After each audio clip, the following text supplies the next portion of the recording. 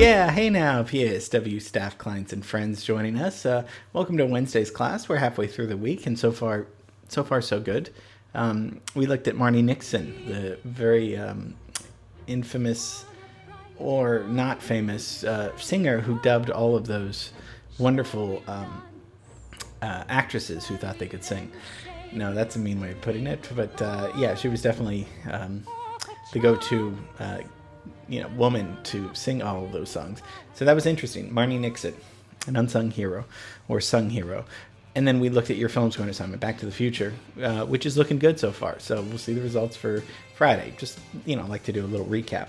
We're going to tango it up a little bit today. I have my tango shirt on, whatever that means. But, it's we're going to get a little, we're going to try not to dance too much during this class because it's going to be very cool to talk about somebody who invented kind of a new tango style, somebody who's Italian but grew up in Argentina. And let's get real sexy with Astor Piazzolla.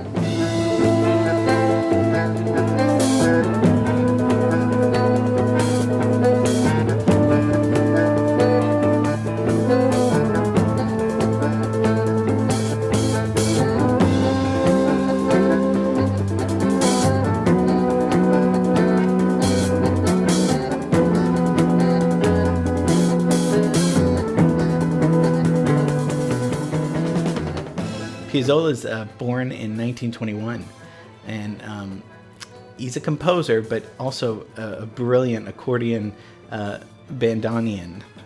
Bandoneon is a kind of accordion with a different sound. They don't have register switches, but the timbre of the instruments constantly changing, so you have more control over what kind of sound and color and timbre you get out of it. So bandoneon. I might say accordion throughout the class, but just because it's a little bit easier. But and a brilliant composer and arranger, and he revolutionized the tango. I mean, tango's been going on for a long time, but he's revolutionizing it in the middle of the 20th century. We're gonna get real groovy and talk about his life and just really have fun listening to some of his beautiful tango music that he developed. That I don't know. I know I say the word elevated a lot, but it's good because we think, we live life like this, and we're always trying to go to the next step. And we look at people that go to the next step just to better ourselves, better our emotional psyche, just try to learn more every day. We grow more every day. So I do say elevated in a way that's denotes, higher thinking in a way of adjusting and going to the next level, because we all want to grow. So that's why I guess I mean that. So he took kind of this tango form that was great, but he I'm going to say it again, elevated it by incorporating elements of jazz and classical music. So his early life, I mean, when he's 8 years old, his father brought him his first bandoneon. And he had a very famous teacher, or very important teacher, and he taught him how to play a lot of Bach music. Now, we know about Bach, see how much we're learning. In fact, I was going to do this class before Bach, and I was like, we have to talk about Bach and counterpoint, because we're going to, some of Piazzolla's influence, a lot of it came from Bach, and him learning Bach on the accordion at a very young age. So he masters kind of this classical music on this tango-ish instrument. And what does he do? He goes to study with the most famous teacher in the 20th century that we've looked at. Who? Nadia Boulanger. And he studies composition with her. Now, at first, he had played so much tango music in Argentina and also Greenwich Village, because they moved back and forth. And he was kind of tired of it. And I think he wanted to go beyond what tango music could be. And so he tried to hide some of that when he started taking lessons with Boulanger.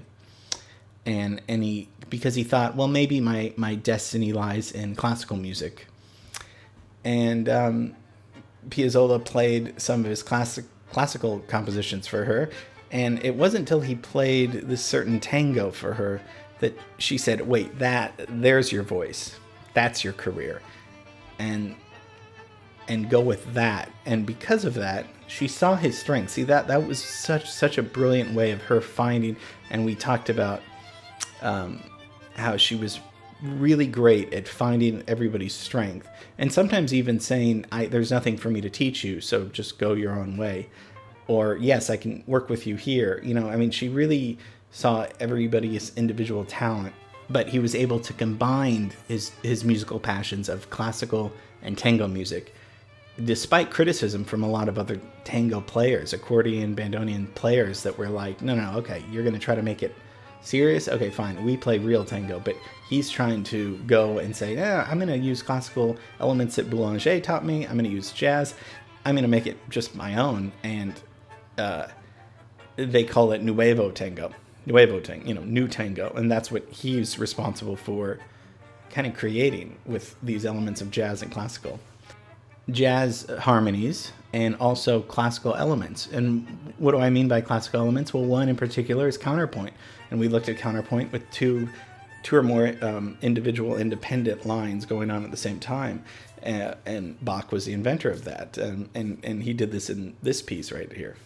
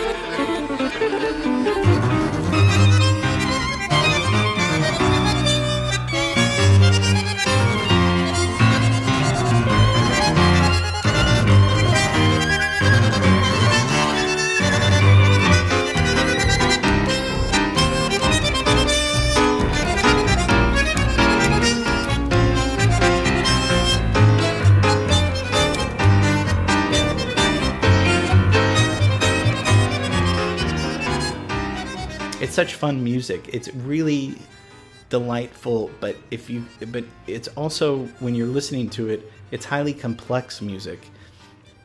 I think he liked improvisation, but all of these were his arrangements, and he really did most of his work that he was most proud of with his quintet that he developed.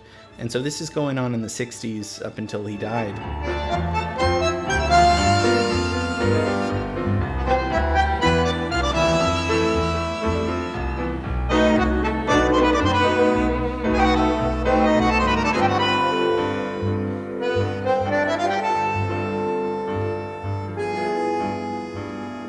So with his new style of playing and his quintet, he did arrangements, and he also wrote more than 45 film scores and released even more albums, and became one of the most prolific musicians and composers of the 20th century in jazz and tango music. I think some of the coolest opening credits are in Terry Gilliam's film 12 Monkeys, where he uses Piazzolla's music.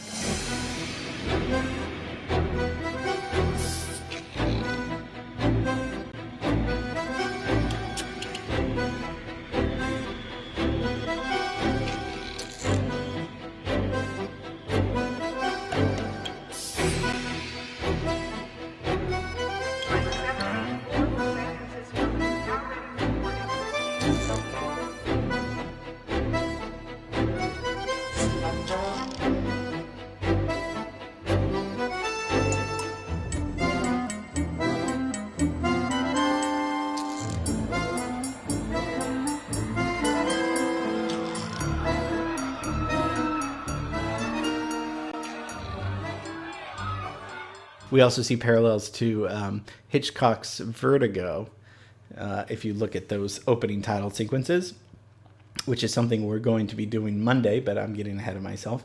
So this tango music even works in a science fiction film.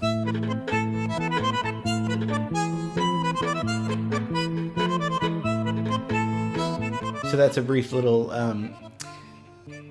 history of Nuevo Tango and Astor Piazzolla, and a great melodic composer who Boulanger said, go with your gut, go with what you're good at, and practice.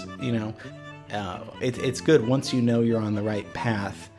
Then you can conquer that path or be the best you can be on that path. So he knew that he was great at tango music, but he knew that he could really transcend just regular tango, cafe music into something that was complex yet very melodic and harmonically pleasing in a sense to even common ears and classical ears.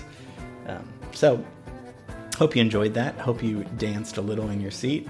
That's Astor Piazzolla. And tomorrow I have another surprise for you. So have a great rest of the day. Love you, miss you. I mean that. Love you and miss you. I do mean that. So, and I'll see you tomorrow.